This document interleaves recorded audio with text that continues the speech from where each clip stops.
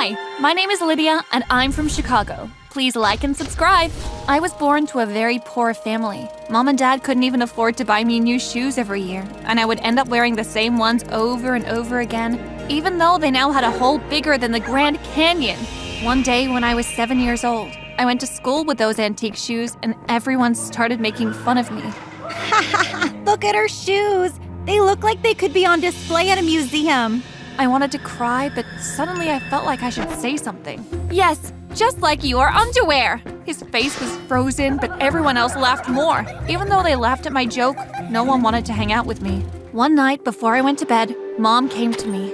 Don't worry, my lovely Lydia. I'm sure that time will bring you the right friends. She smiled at me and kissed me goodnight. But instead of friends, time just brought me more bad events. One morning, when I was 10, Mom and I woke to find out that Dad was missing. He was nowhere to be found, and he didn't come home all day until Mom decided to call the police. When was the last time you saw him? Well, he was sitting on the sofa. But as Mom was mumbling and crying, she suddenly saw a note on the sofa. Dear Teresa and Lydia, I am sorry to go, but I can't provide for you anymore. I have to see if I can make it on my own first. Mom burst into tears, but I wasn't feeling anything. A few days later, she started struggling between jobs to pay the rent and bring food to the table. We had to leave the city and move to the countryside, to a more affordable place, and I enrolled in the nearest school. Never give up on your studies. I did as she asked. One day, when my classmates and I had a school project where we had to create a comic, I decided to take a new approach and paint my comic strips. Turns out that I was a very good painter. For that project, the teacher was impressed by my paintings even more than the other people's printed images. Great job, Lydia. A+ for Lydia and her group. But Melissa, the richest and most popular girl in school, wasn't so happy about it. Ridiculous! She can't be better than my $5,000 printer that my dad just bought for me on purpose for this project. I wanted to tell her to shut up, but I still had a feeling that being the new girl in school, I had better make friends before I made any enemies. That's fine, Melissa. Next time we will all use your printer to make you happy. But she wasn't an easy-to-please person and got angry at me. How dare you talk to me like that? What an idiot! She didn't even understand I was trying to be fair. Luckily, one of her hyena best friends spoke to her. Melissa, she didn't say anything wrong. And the whole class burst into laughter. Melissa was more furious than a volcano and walked out. A few days later, while I was walking in the school's corridor heading to my locker, I saw an opening for a design competition. I couldn't believe my eyes! Melissa was looking for a personal fashion designer to pay for drawing whatever dresses she had in mind, and she was paying a lot. While I was reading the ad, someone spoke to me from behind. Do you think a loser like you will satisfy my fashion needs? I turned around, and Melissa and her ugly hyena girlfriends were strangely looking at me. I wanted to be someone, and so I had to stand up for myself. Oh, shut up, you spoiled brat! What did you just call me? I immediately regretted it. I needed the job so badly. Of course, I won't satisfy your expectations. I will do my best to surpass them. We'll see. As she left, I heard a sweet voice right behind me. It was Thorn, the weird guy from my class. Don't listen to her. Just apply. I've seen your drawings. You have talent. You could win. Well, now he also seemed very handsome to me. Trying to stop myself from saying some stupid thing, I ended up mumbling, "Thank you." I'm sorry? You're so sweet. I am what? Excuse me? I didn't know what to say anymore, so I just left. As I turned around the corner, I entered the restrooms and looked at myself in the mirror. Right after me, Melissa entered the bathroom. Hey, you better not be thinking about winning the competition or having Thorn. Why? Is he your boyfriend? Of course, that guy dressed in rags is not my boyfriend. But I know he likes me, and I'd like to keep it that way. I want everyone to like only me. And she left. What a jerk! As soon as I got home, I immediately started working on the competition's requirements. I didn't sleep for nights. One day, I was laying on a private beach in a huge mansion with my yacht parked in front of me, sunbathing while the butler was serving me fresh juices, when a hand on the shoulder woke me up. Hey, Sleeping Beauty. You've been sleeping during math, biology, and literature. Time to go home. Oh no, Thorn had seen me! I probably looked like a zombie! I checked my phone. It was so late! Mom would be so worried!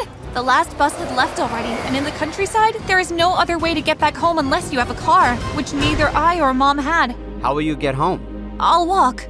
Really? How far do you live? Not so far, about 20 miles from here. Nonsense. Come on, let me give you a ride home. What? He had a car already? I wanted to refuse, but I was short on options, so I accepted his offer. When we were outside the school, there was no car parked in the parking lot. I got so angry at him. Are you playing around with me? There's no car here. I never said I have a car.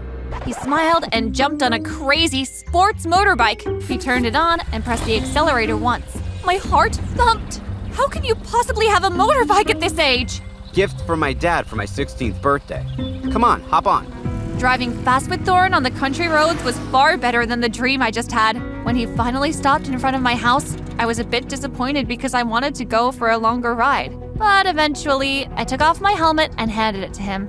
Very kind of you. Thank you. Good night. A few days later, Melissa's competition was taking place. She was sitting in a classroom together with her two ugly and stupid friends, while at least 30 girls from the school, including me, were waiting in line outside the classroom to present our work. At the classroom door stood a guy about my age checking our work before Melissa. He had to make sure to discard anything that could look like trash to her before she could waste her time. Probably one of her slaves that she kept around. When it was my turn to enter the class, he looked at my work to check if it was printed or handmade. Hey, who do you think I am? I am sorry, I am just doing my job. I never seen such unbelievable art before. It's so perfect, it looks like you have printed it. Well, FYI, I can't even afford a printer. Otherwise, I wouldn't do this. And I've never seen a girl at our age being so honest. My name is James. My name is... I have a boyfriend waiting to applaud for me right at the end of this corridor. But when I turned around, Thorn wasn't amongst the crowd. Where the heck was he? I didn't have time to look for him because it was my turn to enter. James let me pass through and I approached Melissa. Well, well, well. Look who's here. The loser. More than Melissa, I hated her friends laughing at every dumb thing she'd say. Melissa, I am not here to make friends. I am here to do business with you. You don't have to like me as long as you like my work. You pay me, I work for you. That's it. I'm pretty sure they're no better than the others before you. But as soon as she opened my sketchbook, she didn't say a word for 5 minutes. Melissa was impressed for the first time in her life, and she didn't know how to react. So, she tried not to say something nice, and the best she could say was, They're not bad. Let me ask my brother what he thinks. James, what do you think? James was her brother? How could they be so different? James was very polite compared to his brat sister. I love him. Even though I didn't know James, it felt great to be supported. All right, Monday after school at my mansion. If you're late, you're fired without even starting. Now get lost. James, wrap it up. It's done. I couldn't believe it! I was so happy I hugged Melissa for a moment. But then I controlled myself, remembering that she will be my boss from now on. Hey, don't touch me with those dirty hands of yours.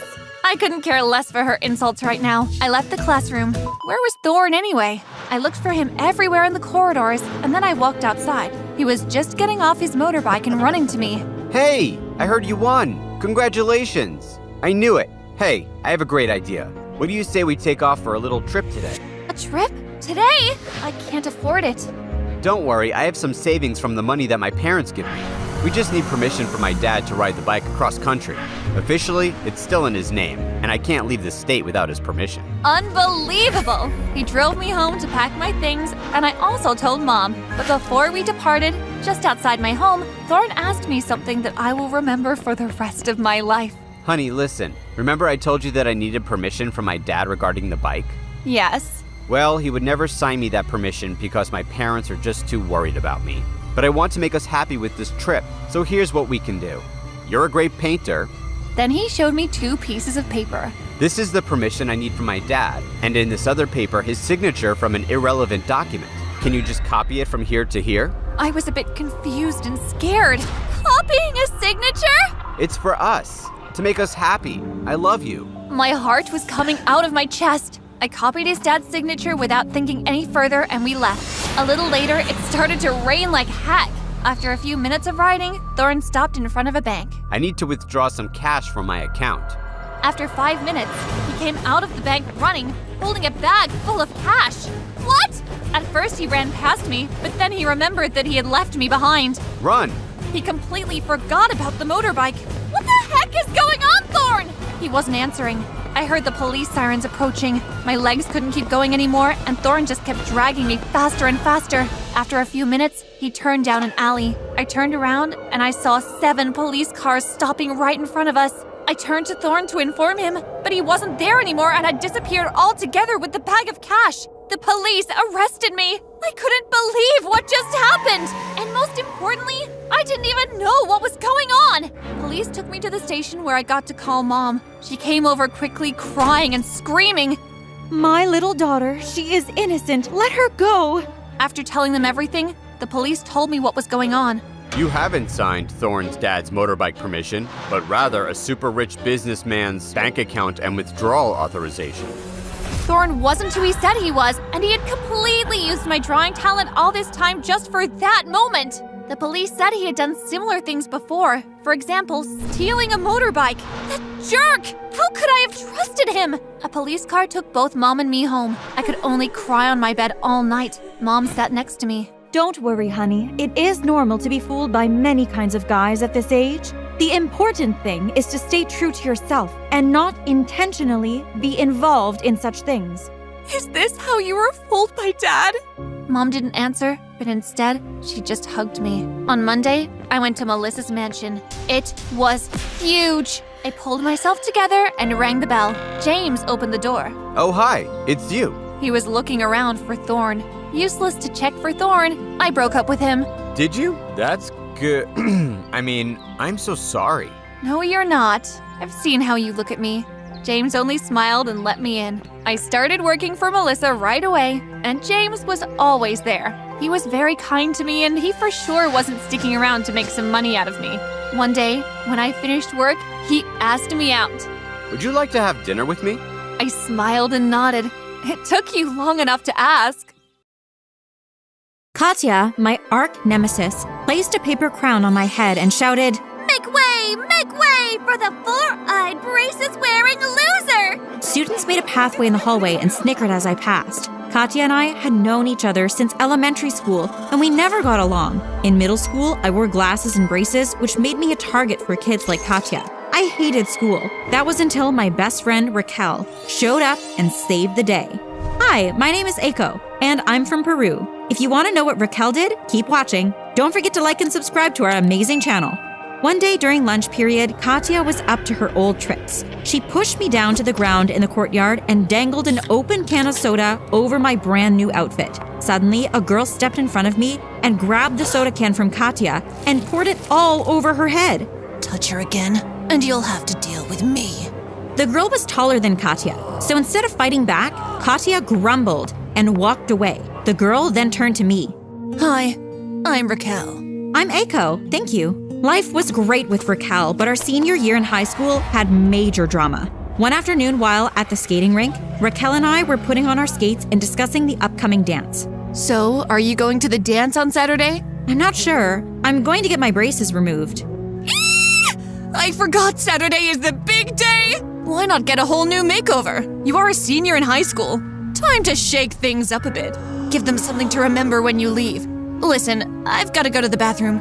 I'll meet you out on the rink. I nodded and went out to the rink. Maybe Raquel was right, and it was time for me to get a makeover. I was so focused on my thoughts that I didn't hear Katya speak up behind me.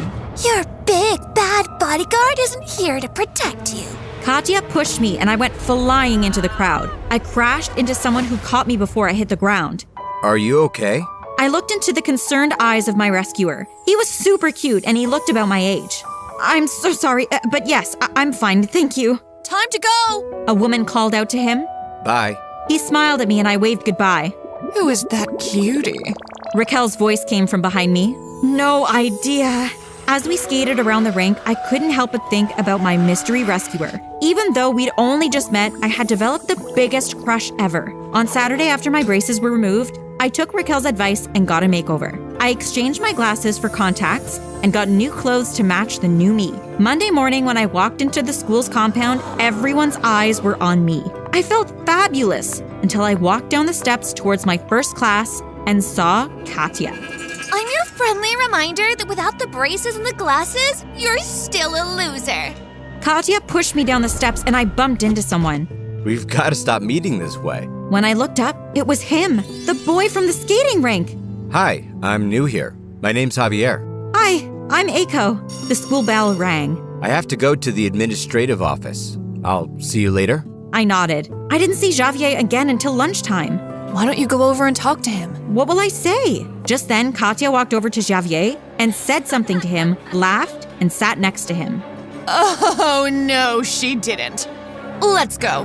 Before I could resist, Raquel grabbed my arm and we marched over to Javier. Excuse me. Raquel said right before she hoisted Katya off the seat by her shoulders and tossed her aside like garbage. Raquel then sat me down next to Javier. Have a good lunch, you two. Katya screamed after Raquel. I'll make you pay for this! Raquel waved at Katya dismissively and went back to her seat. I was so nervous, I was sweating like a pig. Javier turned to me and smiled. I was hoping we'd have classes together. Me too, but I guess lunch is a great way to catch up as well. Javier and I chatted all through lunch. Before lunch was over, we exchanged numbers and made plans to go to the movies that weekend. When the bell rang to end lunch, Javier kissed me on the cheek. I'll call you later. I smiled and he turned and walked away. For the rest of the week, Javier and I spent all of our free time together. Finally, it was Saturday. Javier and I decided to meet at the movie theater. I was so excited that I arrived 20 minutes early. While waiting for Javier and looking at the movie billboard, a guy walked up to me. What movie are you planning on watching tonight, babe? I'm not sure. I'm waiting for a friend of mine. Well, give me a call if your friend doesn't show.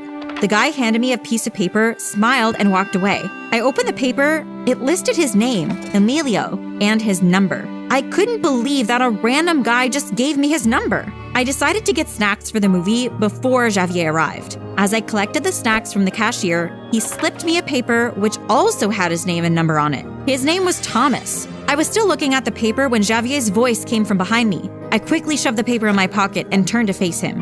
Hi, I see you've got the snacks. Yep, I hope I got things you liked. I'm sure you did. Shall we? Javier took my hand in his and we walked to the ticket counter. During the movie, my hand and Javier's hand went into the popcorn together and we just left it there throughout the movie. Wasn't that romantic? After the movie, Javier walked me home. Once at the front door, my heart pounded as Javier smiled at me. He leaned into me and I into him. I couldn't believe he was going to kiss me. Suddenly, my front door flew open and Javier and I pulled apart quickly. Hi, Aiko. Is this the cute boy you've been talking about? Mom!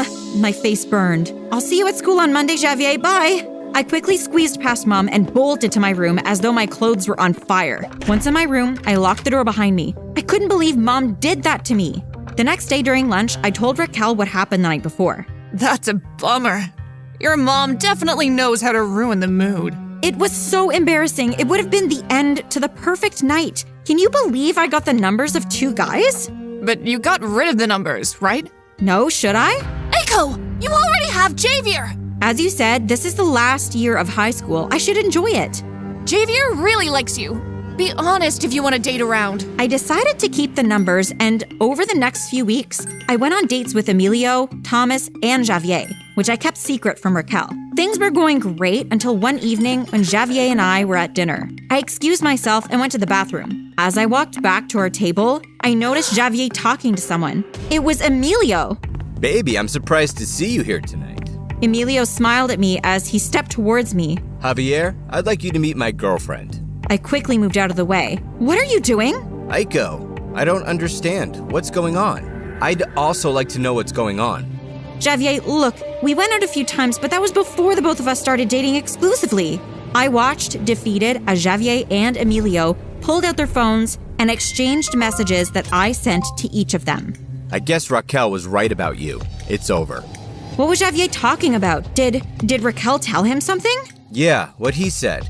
Javier dropped some cash on the table. I watched as he and Emilio walked out of the restaurant together. What in the world did Raquel tell Javier? I walked out of the restaurant sulking. I had a bone to pick with Raquel. The next day at school, I approached Raquel in the gym. What did you tell Javier? Raquel looked a little confused at first, but then understanding dawned on her face. I see. Did last night not go as planned? What did you tell Javier? I told him you'll end up breaking his heart. Which, by the way, you did. He told me what happened at the restaurant. You had no right to be talking to him about me. Ever since you got that makeover, you think you can treat people like garbage. You're just jealous that no one is attracted to you. Katya laughed behind me and I spun around. Actually, there's one boy that's attracted to Raquel.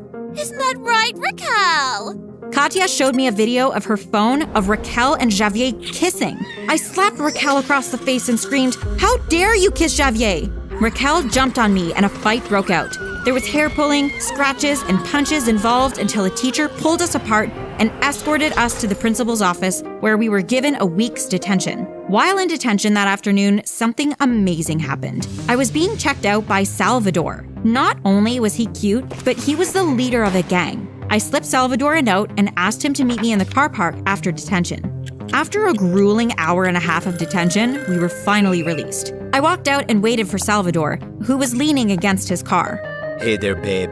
Salvador smiled. Do you want to have some fun? Yes! Salvador and I hopped into his car and we sped out of the schoolyard. About 20 minutes later, we pulled alongside 3 other cars. Salvador honked his horn and the other cars followed as he drove off. When Salvador finally pulled up in front of my house, it was around midnight.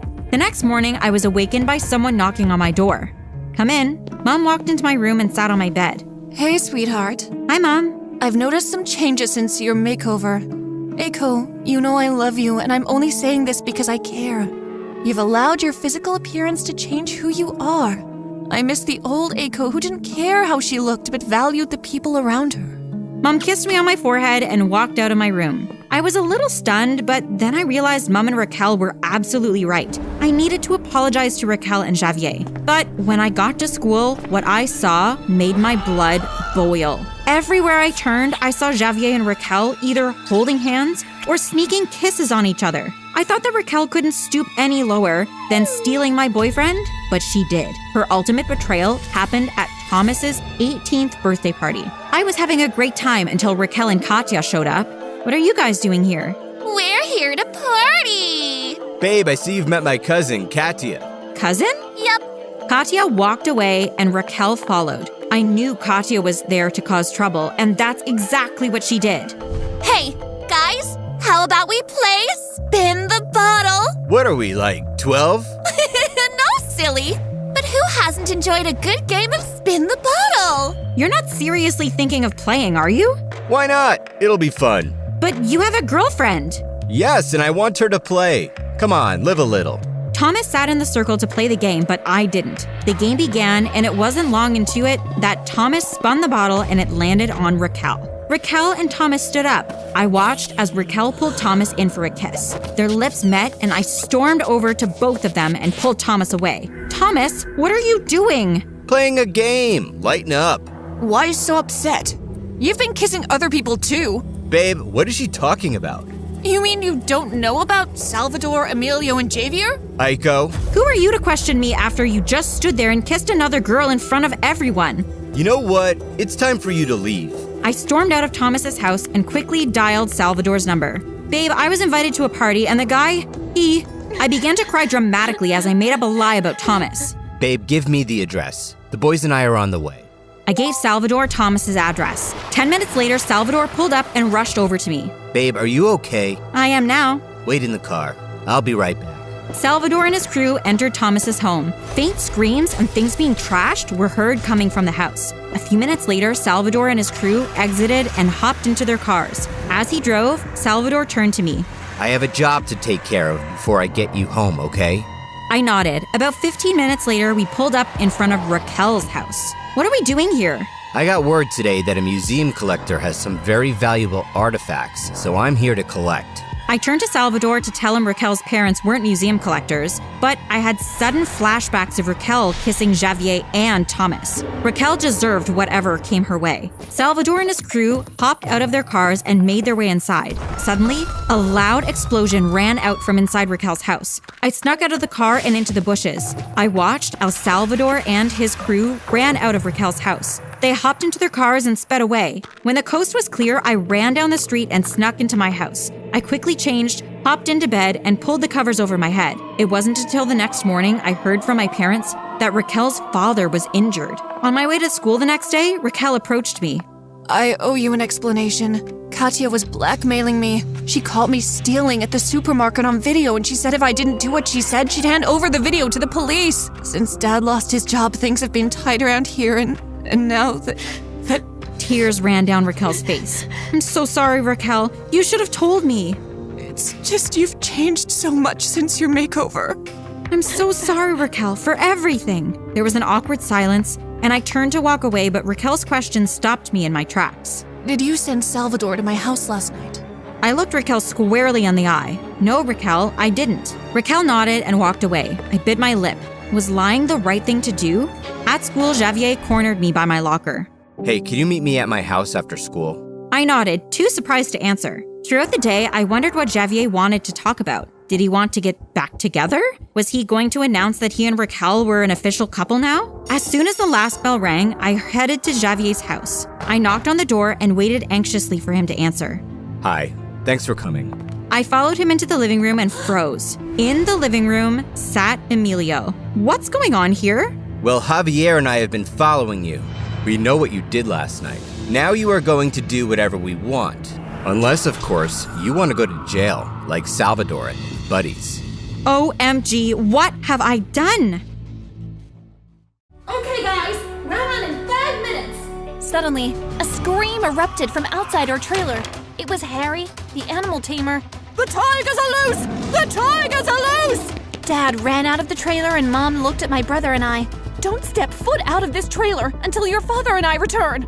Craig and I nodded, and as soon as Mom left, I locked the trailer behind me.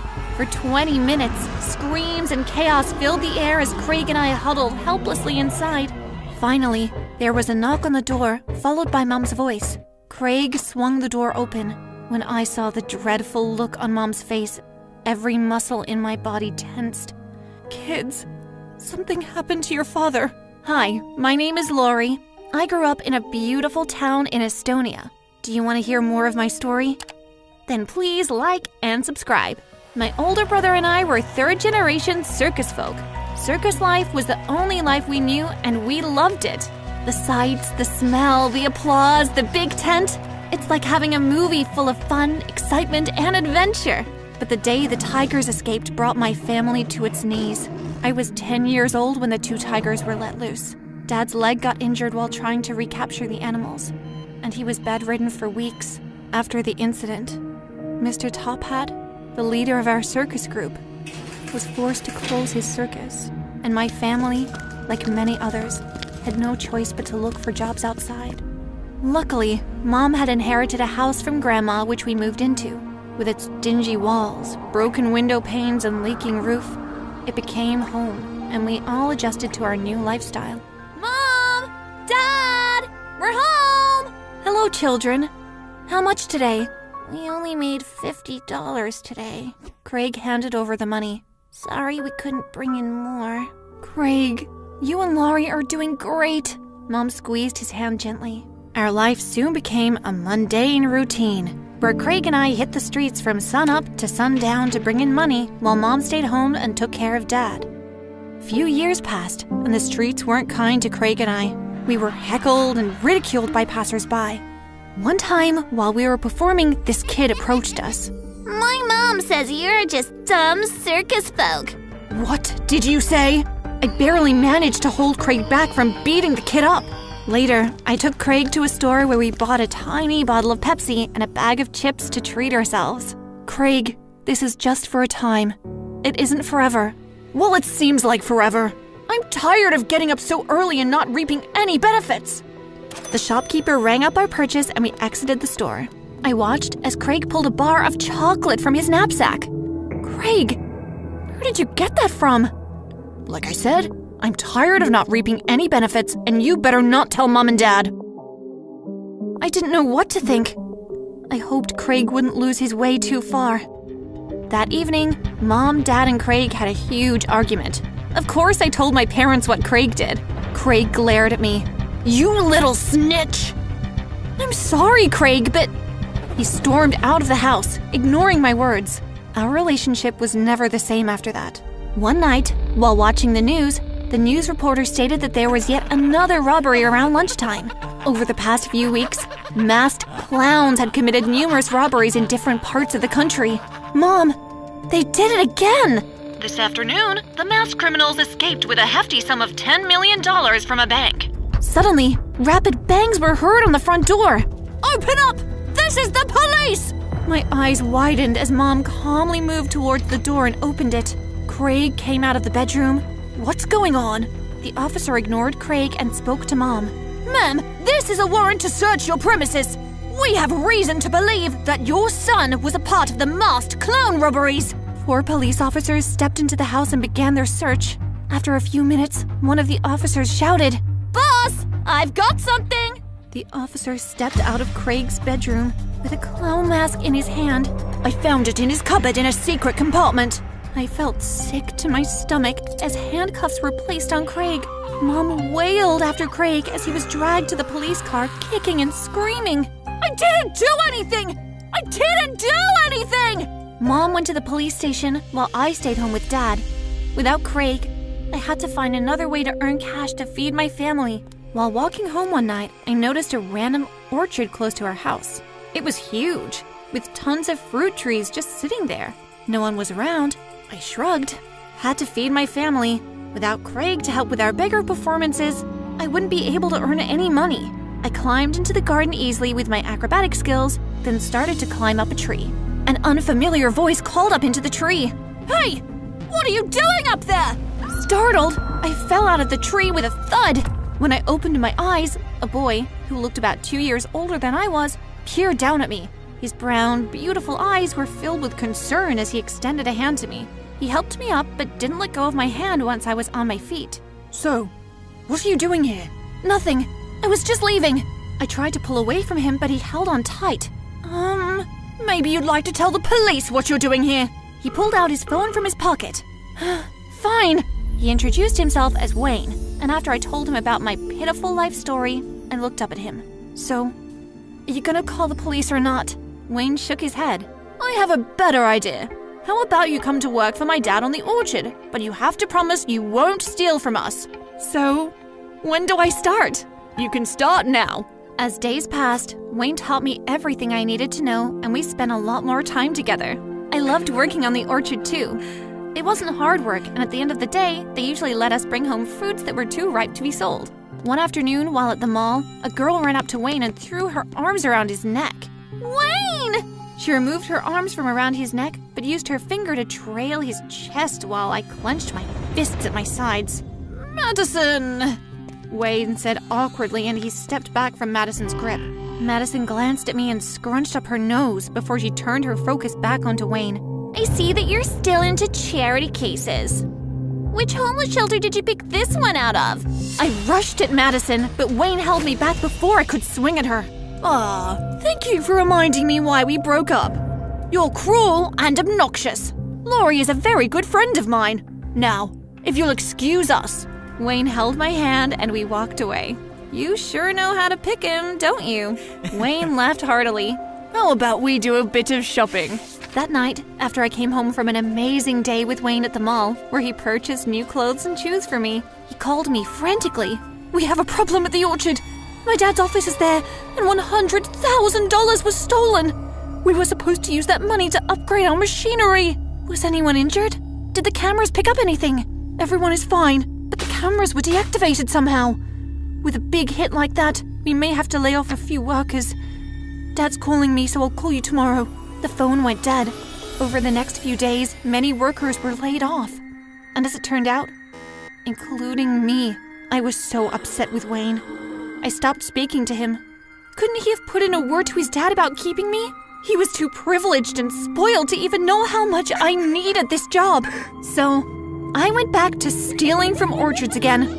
One afternoon, while I was walking around selling the stolen fruit, Wayne walked up to me. Laurie, I came to apologize.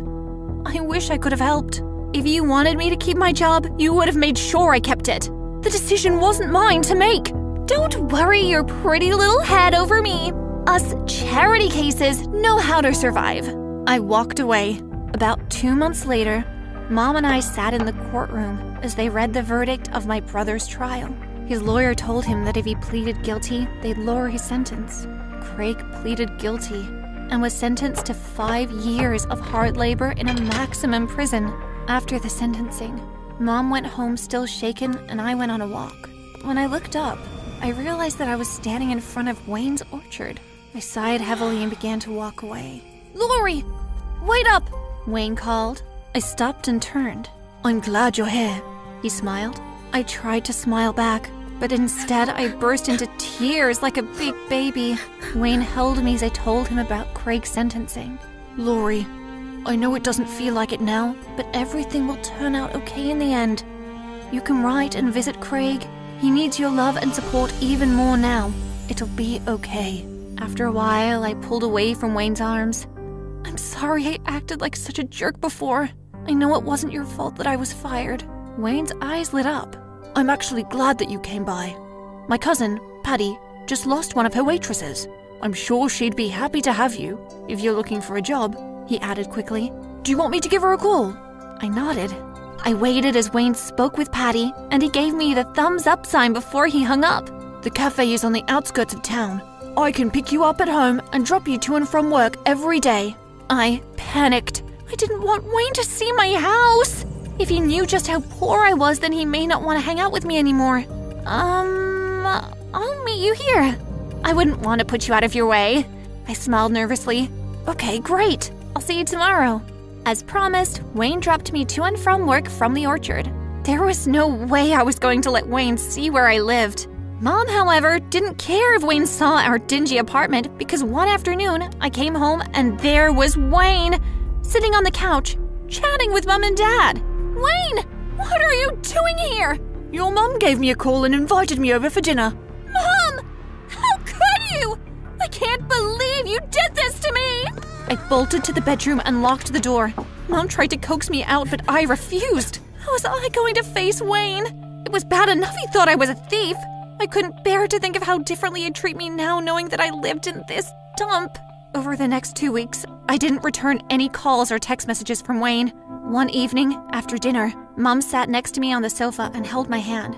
"Lori, why are you being so childish?" "Mom, it's just that..." "Lori, I'm sorry that I did such a bad job at raising you and your brother that you're ashamed of where you came from. But that boy cares about you." My mom got up and walked away. I watched her leave and realized she was right.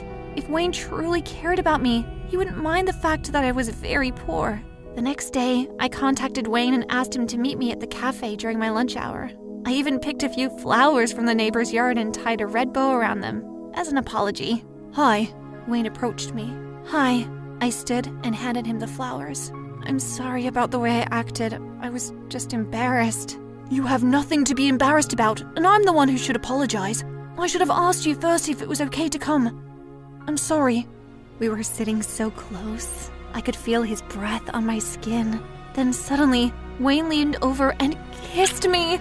My face grew cherry red as he pulled apart. "I've been waiting to do that since the first day I met you."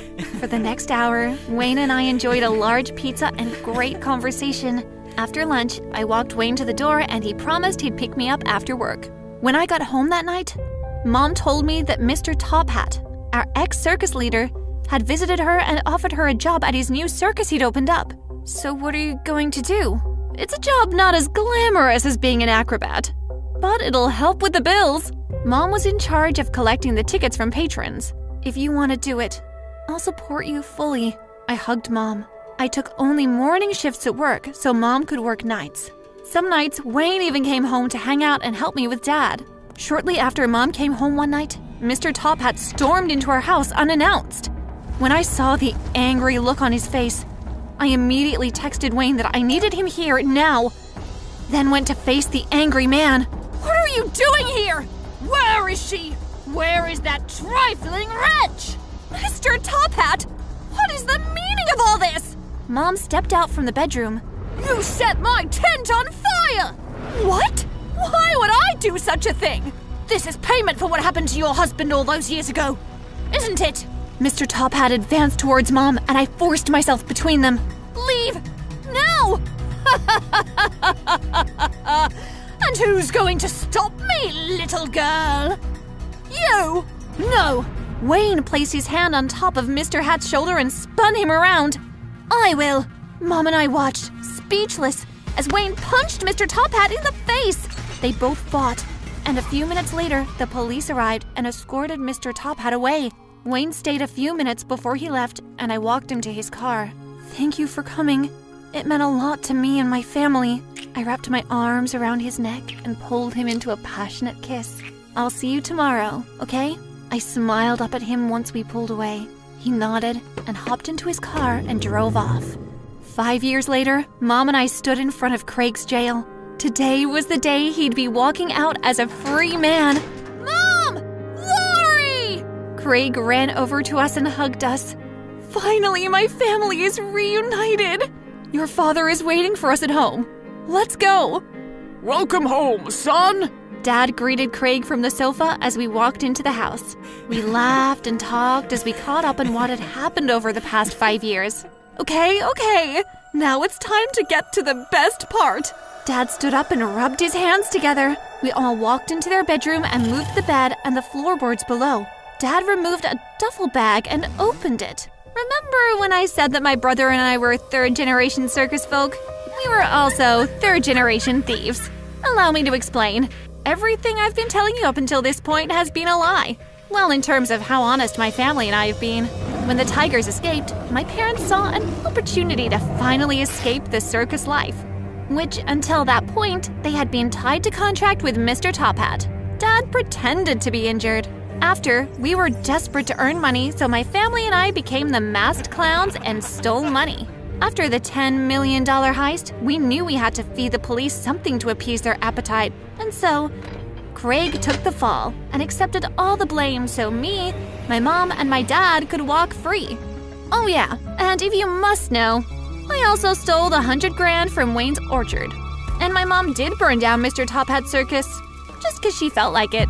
I guess you could say my family and I are a little crazy. Suddenly, the door opened to the bedroom. We spun around quickly.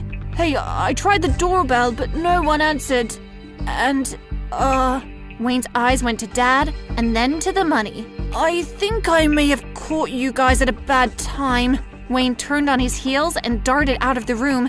Craig, get him! In a flash, Craig and Dad followed Wayne into the living room. I watched as they both quickly subdued him, tied him up, and gagged him. We've come too far to be caught now. So what are we going to do? We have to get rid of him. But Mom, we can't. I love him.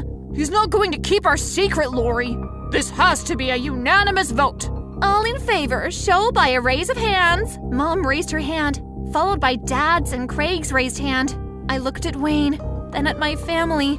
I slowly raised my hand. We moved towards him as Wayne's muffled screams filled the house.